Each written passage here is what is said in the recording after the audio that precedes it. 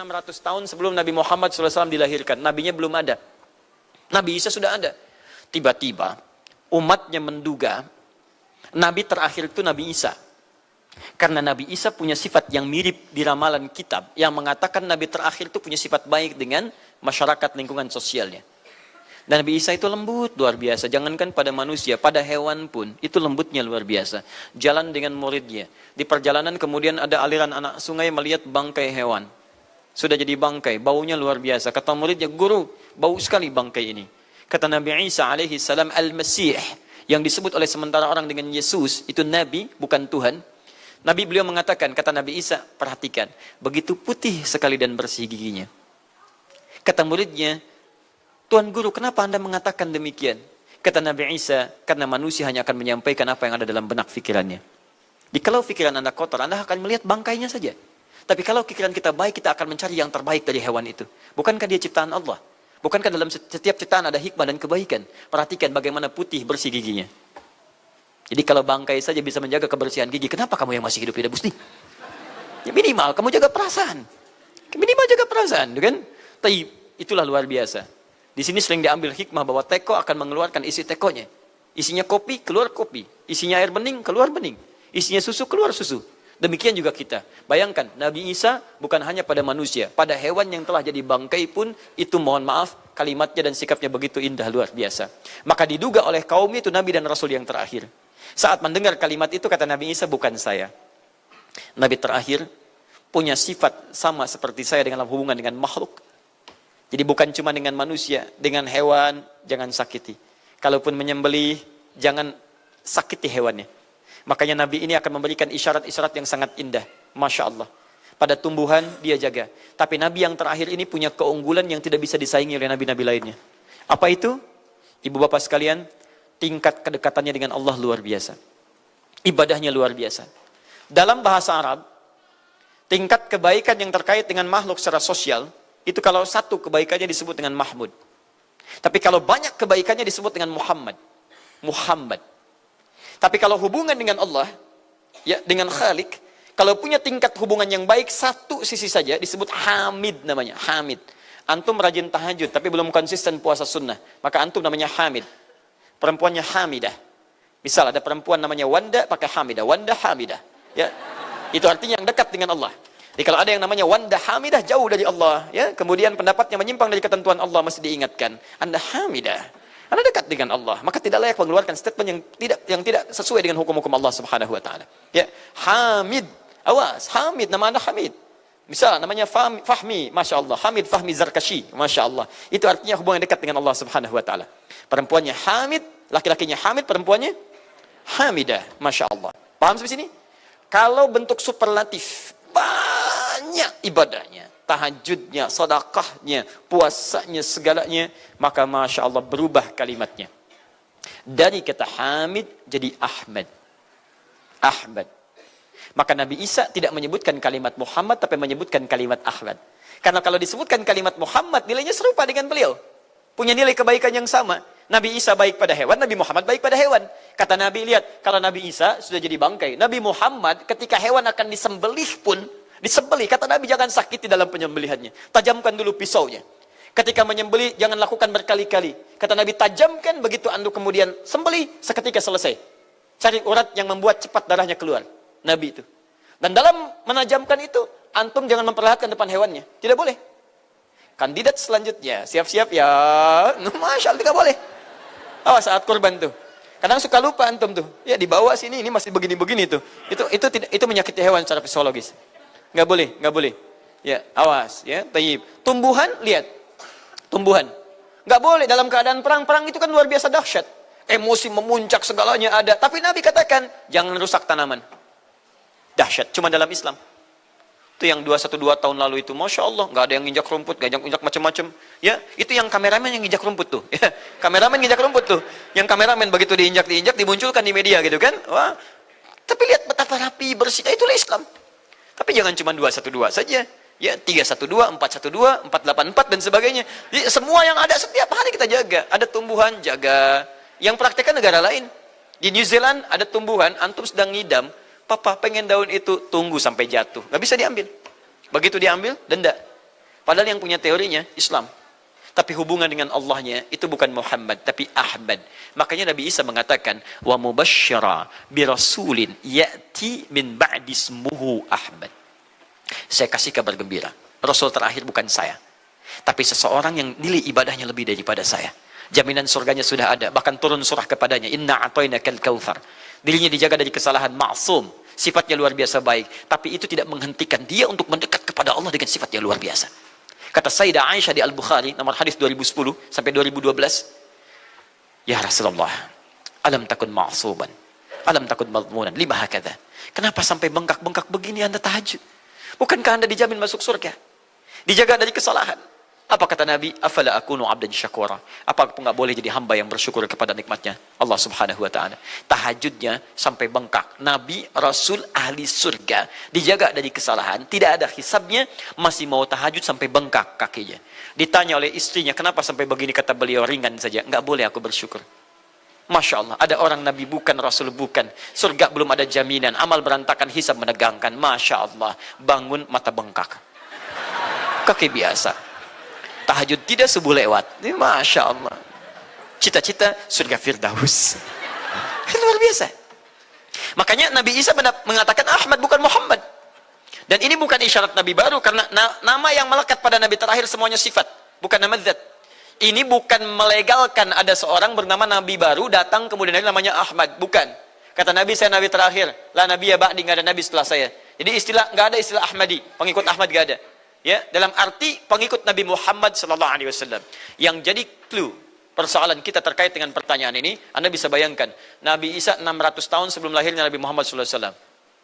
Perhatikan, ikutan bahagia dengan kelahiran Nabi. Sampai kebahagiaannya diungkapkan pada umatnya. Saya kasih kabar gembira ya. Nggak mungkin orang kasih kabar gembira perasaannya sedih.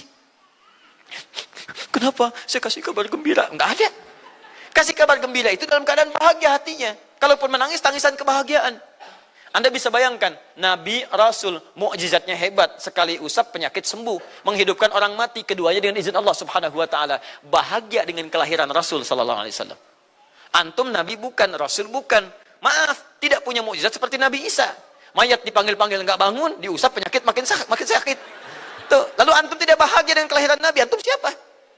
Nabi Isa aja bahagia, masa antum bukan Nabi tidak bahagia? Dan hebatnya, ada orang bisa bahagia, nabinya belum lahir. Biasanya sifat bahagia dalam kelahiran itu setelah bayinya lahir, bukan sebelum lahir. Alhamdulillah, alhamdulillah. Akhi, kenapa antum? Alhamdulillah, saya punya anak laki-laki, namanya Abdurrahman. Kapan? Nanti setelah menikah. Ini Masya Allah. Nikah aja belum, kenapa bisa memberikan kabar gembira? Antum kenapa, akhi? Itu dia, akhi boy tiba-tiba seperti itu. Orang bingung. Akan bubar pengajian kalau ustaznya begitu. Ya. Jadi mustahil ada orang memberikan kabar gembira ketika bayinya belum lahir. Tapi kemuliaan Nabi Muhammad SAW menjadikan seorang Nabi Isa belum lahir, nabinya sudah merasakan gembira dan memberikan kebahagiaan pada umatnya. Kalau bukan Nabi Muhammad, mustahil. Ada kemuliaan tersendiri bagi Nabi Muhammad SAW. Setiap Rasul menantikannya. Nabi Isa menantikan. Masa antum tidak menantikan itu? Jadi kalau ada orang menolak maulid dalam arti waktu kelahirannya, maka dia telah ingkar pada Nabi Muhammad SAW. Maulud Nabi Ibrahim AS. Antum kenal Nabi Ibrahim? Oh, Masya Allah. Luar biasa.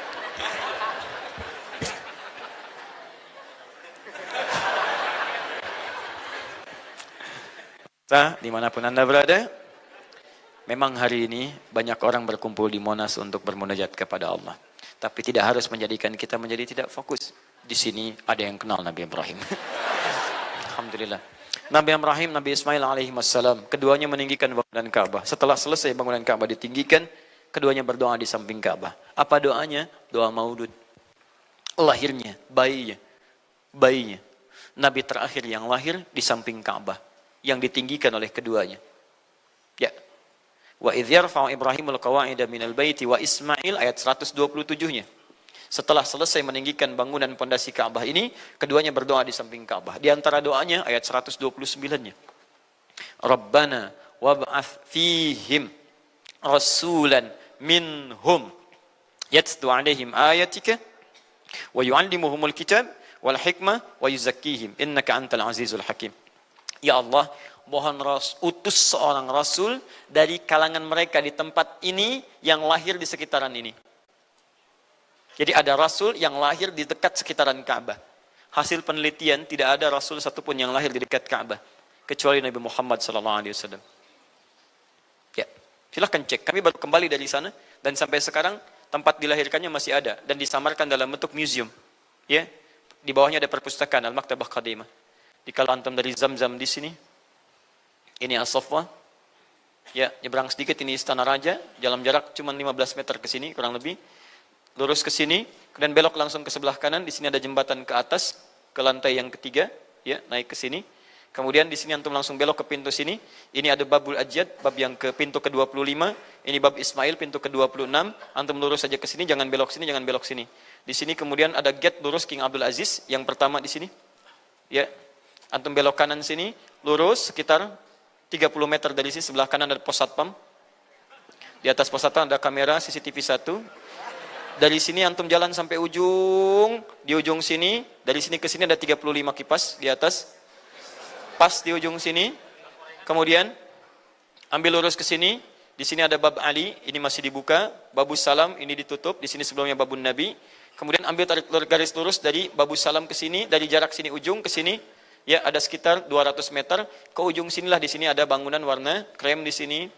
Di sampingnya ada tempat ngambil air Zam-Zam dengan menggunakan keran. Jadi kalau punya girigen, ingin ngambil banyak, jangan nyusahin orang ngambil di, misalnya di termos-termos yang besar itu.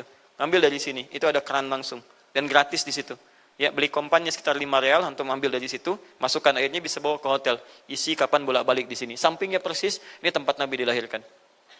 Ini maulud Nabi, bayinya lahir di sini. Ya, bayinya lahir di sini. Cuman disamarkan oleh pemerintah kerajaan Arab Saudi supaya tidak dikultuskan tempat ini.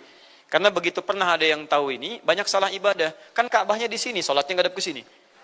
Betul Pak, Bu, pernah terjadi. Makanya kalau antum lihat, dari ujung saya sudah kelihatan. Dari ujung sudah ada di sini warna biru. Ya, ada tulisan di situ, ada gambar dicoret. Ada gambar orang sedang rukuk ke situ. Ada sorban dan sebagainya. Ada tulisan di situ, jangan beribadah menghadap ke sini. Karena ini bukan kiblat, haram hukumnya. Dan ditulis dengan menggunakan bahasa Arab, bahasa Inggris, bahasa Urdu, plus bahasa Indonesia. Artinya ada orang Indonesia juga yang salah ke sini. Ya. Kalau tidak mustahil ditulis pakai bahasa Indonesia. Nggak ada tulisan bahasa Cina, bahasa Jepang dan yang lainnya. Ya. Nah, jadi ini kemudian dicoret, tapi tidak mencoret tentang situs pernah lahir di sini Nabi Muhammad SAW. Jadi artinya doa dua Nabi tadi dikabulkan oleh Allah Subhanahu Wa Taala. Nabi Ibrahim, Nabi Ismail. Dan tahukah Anda keduanya berdoa jauh sebelum kedatangan Nabi Isa. Saya pernah katakan 30 generasi sampai Nabi Ibrahim, tadi Nabi Muhammad SAW. Muhammad SAW bin Abdullah, bin Abdul Muttalib, bin Hashim, bin Abdul Manaf, bin Qusay, bin Murrah, bin Kilab, bin Ka'ab, bin Ghalib, bin Fihir, bin Malik, bin Nadar, bin Kinana, bin Khuzaimah, bin Mudrikah, bin Ilyas AS, bin Nizar, bin Mudar, bin Ma'ad, bin Adnan, bin Addi, bin Adri, bin Muqawwam, bin Nahur, bin Tarif, bin Ya'ruf, bin Yasjub, bin Nabit, bin Ismail AS, bin Ibrahim AS. 30 generasi. Ulangi Mas Boy. 30 generasi. Dari Nabi Ibrahim sampai Nabi Ismail alaihissalam, ya sampai kemudian ke Nabi Muhammad sallallahu alaihi wasallam. Anda bisa bayangkan enggak? Dua orang nabi, dua orang rasul. Gelar yang pertama Ibrahim alaihissalam Khalilullah, yang paling dekat dengan Allah. Jaminan surganya ada. Nabi Ismail disebut dengan gulamun halim oleh Al-Quran. Yang paling perasa, yang paling dekat dengan Allah subhanahu wa ta'ala. Dua orang nabi, paling dekat dengan Allah, disayang Allah, dijamin masuk surga. Inspirasi kisahnya sampai kita ke sekarang, mendoakan kepada Allah tentang maulud Nabi. Sehingga lahirnya Nabi Muhammad SAW 30 generasi setelahnya. Antum, Nabi bukan, Rasul bukan, tidak sedekat keduanya dengan Allah, jaminan surga nggak ada, hisab menegangkan, amalan berantakan. Kisah hidup antum belum tentu jadi inspirasi di masa depan. Sekarang pun tidak. Tiba-tiba antum menolak maulud, antum siapa? Kalau antum menolak maulud, berarti antum menolak Nabi SAW. Dalam pengertian baiknya. Jelas ya? Jadi kalau kemudian ada disebutkan maulid dan maulud, itu artinya maulid waktu kelahiran, maulud bayi yang dilahirkan. Sekarang, bagaimana menyikapi maulid dan maulud itu? Saya tahu nabinya dilahirkan, nabinya sudah ada. Jelas ya? Maka kemudian saya pun tahu waktu kelahirannya. Bagaimana kemudian menyikapi itu semua? Maka Masya Allah, Quran surah ke-11 tadi, 10 tadi, Yunus, ayat 57 sampai 58. Kalau sampai kemudian ke 58-nya, faliyafrahu. Gembira antum. Gembira, bahagia, silahkan. Ya, maksud tidak gembira, Nabi Isa gembira, kita tidak gembira. Ya, Nabi Ibrahim gembira, kita tidak gembira. Nabi yang tidak melihatnya gembira. Masa kita yang mendapatkan bagian Nabi tidak gembira? Jelas ya? Nabi yang mengharapkan hadir saat kedatangannya, gembira. Kita yang mendapatkan kedatangan beliau walaupun tak mampu melihatnya, dan kita menjadi umatnya, masa tidak gembira?